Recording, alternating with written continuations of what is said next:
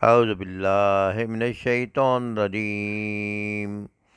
بسم اللہ الرحمن الرحیم وَإِذْ قَالَ مُوسَىٰ لِقَوْمِهِ إِنَّ اللَّهَ يَأْمُرُكُمْ أَن تَذْبَحُوا بَقَرَةً قَالُوا أَتَتَّخِذُنَا هُزُوًا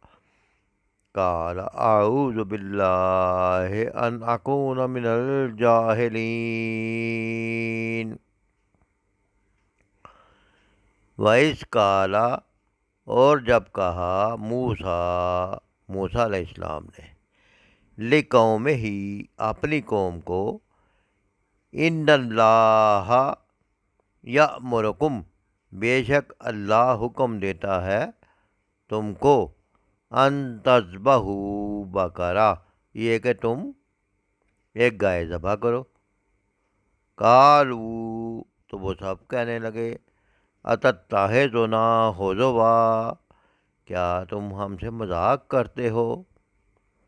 قال اعوذ باللہ ان اکون من الجاہلین تو اس نے کہا میں پناہ مانگتا ہوں اللہ کی اس بات سے کہ میں ہو جاؤں جاہلوں میں سے یا جاہلوں کی سی باتیں کرنے لگوں میں اللہ کی پناہ اس بات سے مانگتا ہوں کہ میں جاہلوں کی سی باتیں کرنے کروں یہ اس واقعہ کا ذکر ہے جب موسیٰ علیہ السلام نے اللہ تعالیٰ نے فیصلہ کیا کہ اس قوم کے ایمان کو آزمائے تو اس قوم کے ایمان کو آزمانے کی غرض سے حکم دیا گیا کہ ایک گائے ذبح کرو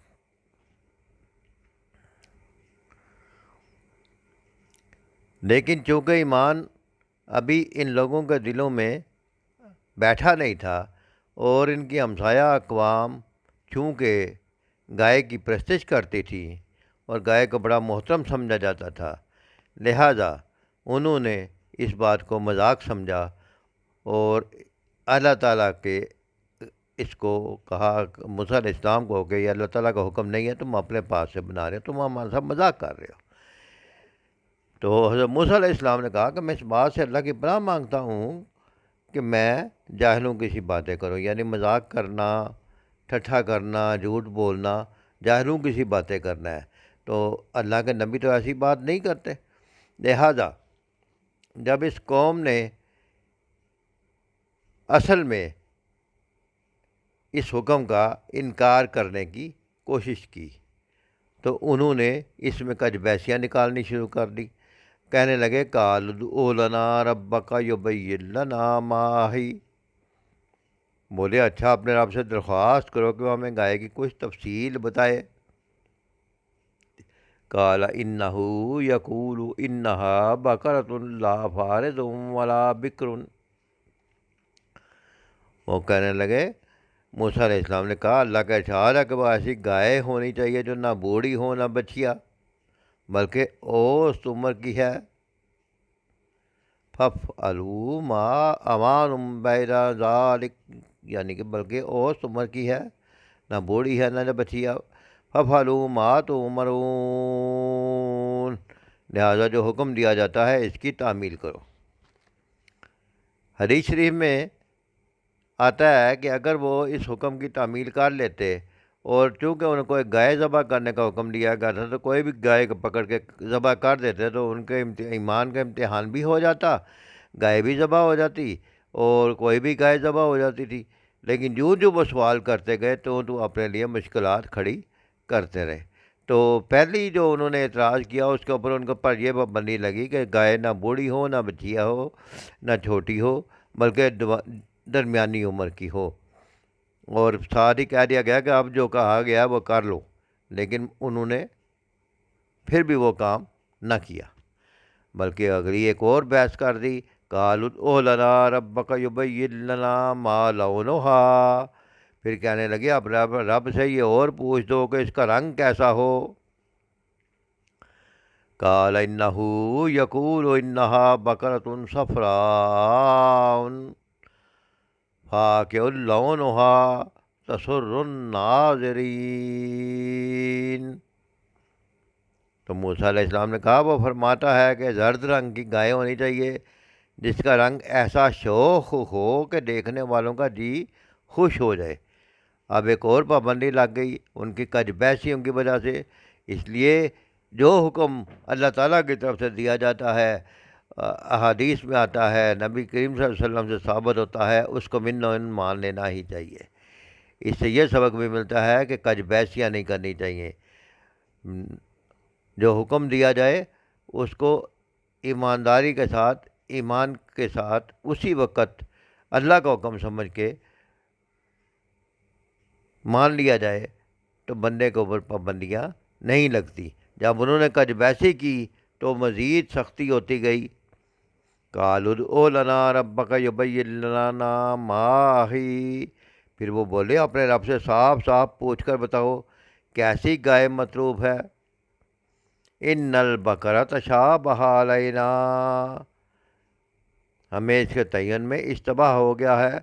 وَإِنَّا إِن شاء اللہ لَمُهْتَدُونَ، اللہ نے چاہا تو ہم اس کا پتہ پا لیں گے۔ تو اب انہوں نے اس کی کچھ مزید تفصیل مانگی۔ اب دیکھیے جب مزید تفصیل آتی ہے تو اپنے ان کے لیے کس طرح مشکل کھڑی ہوتی ہے۔ قال انہ یقول، کہا اس نے کہ وہ کہتا ہے انہا بقرۃ لا ذلول تثیر الارض ولا تسقی الحرث، وہ ایسی گائے ہے جس سے خدمت نہیں لی جاتی، نہ زمین جوتتی ہے نہ پانی کھینچتی ہے، مسلمۃ لا شیۃ فیہا، صحیح سالم بھی ہے اور بے داغ بھی ہے۔ اب جب کوئی ان کے بہانہ باقی نہ رہا، اتنی ساری نشانیاں آ گئی تو ایک خاص گائے کی طرف اشارہ ہو گیا۔ قالوا الآن جئت بالحق، تو انہوں نے کہا ہاں اب تم نے ٹھیک پتہ بتایا ہے۔ فذبحوها، تو پھر انہوں نے اسے ذبح کیا۔ وما کادوا یفعلون، ورنہ وہ ایسا کرتے معلوم نہ ہوتے تھے۔ سید مودودی رحمۃ اللہ علیہ اپنی تفسیر تفہیم القرآن میں لکھتے ہیں کہ چونکہ ان لوگوں کو اپنی ہمسایہ قوموں سے گائے کی عظمت اور تقدیس کے مرض کی چھوٹ لگ گئی تھی، اس لیے ان کو حکم دیا گیا کہ گائے ذبح کریں۔ ان کے ایمان کا امتحان ہی اسی طرح ہو سکتا تھا کہ اگر وہ واقعی اب بھی خدا کے سوا کسی کو معبود نہیں سمجھتے تو یہ عقیدہ اختیار کرنے سے پہلے جس بت کو معبود سمجھتے رہے ہیں اسے اپنے ہاتھ سے توڑ دے۔ یہ امتحان بہت کڑا امتحان تھا کمزور ایمان والوں کے لیے، کیونکہ ان کے دلوں میں ایمان پوری طرح اترا ہوا نہیں تھا، اس لیے انہوں نے اس کو ٹالنے کی کوشش کی، تفصیلات پوچھنے لگے، مگر جتنی جتنی تفصیلات وہ پوچھتے گئے اتنے ہی گرتے چلے گئے، یہاں تک کہ آخرکار اسی خاص قسم کی سنہری گائے پر جسے اس زمانے میں پرستش کے لیے مختص کیا جاتا تھا گویا انگلی رکھ کر بتایا گیا، تمام نشانیاں بتا کر کے اسے ذبح کرو۔ لہذا سبق یہی ملتا ہے کہ جو حکم دیا جائے اس کو من و عن عمل کیا جائے اور زیادہ تر احکام کج بیسیاں کرنے سے بچا جائے، احکام کی مین میخ نکالنے سے بچا جائے، اور جو کسی حکم کا منشا ہے اس کے مطابق اس پر عمل کیا جائے۔ اسی طرح جیسے انہوں نے جب کہا موسیٰ علیہ السلام نے گائے ذبح کرو، تو جیسے حدیث میں آتا ہے کہ اس وقت کوئی بھی گائے ذبح کر دیتے تو ان کی گائے ذبح ہو جاتی، لیکن جتنا جتنا وہ گائے ذبح کرتے گئے، گائے ذبح کرنے کا مطلب سوالات کج بیسیاں کرتے رہے، اس حکم کو ٹالنے کی کوشش کرتے رہے، اتنا وہ پھنستے گئے اور ان کو بالکل اسی گائے کو ذبح کرنا پڑا جو اس زمانے میں محترم سمجھی جاتی تھی۔ لہٰذا اللہ تعالیٰ سے دعا ہے کہ اللہ تعالیٰ ہمیں اپنے احکام کو ان کی اصل صورت میں سمجھنے اور فوری طور پر عمل کرنے کی توفیق عطا فرمائے، اور کج بیسیاں کرنے سے اور اپنے لیے مشکلات کھڑی کرنے سے ہمیں بچائے، کیوں کہ کامیابی اللہ کے احکام کو ماننے میں ہے اور انکار کرنے میں نہیں ہے۔ اسی طرح جیسے بندہ کوئی کفر کرتا ہے، کوئی بندہ کفر کے راستے پہ چلتا ہے، انکار کے راستے پہ چلتا ہے، تو اس پر دنیا کی زندگی تنگ ہوتی چلی جاتی ہے، مشکلات سے مشکلات آتی جاتی ہیں، آزمائشوں سے آزمائشیں آتی جاتی ہیں، اور وہ بندہ اپنے ایمان سے ہاتھ دھو بیٹھتا ہے اگر توبہ استغفار نہ کرے اور نہ سنبھلے۔ اس لیے بہتر ہے کہ اللہ کے احکام کو فوری طور پر مانا جائے، اور کفر کی زندگی، نافرمانی کی زندگی اور احکام سے جان چھڑانے کا رویہ اختیار نہ کیا جائے،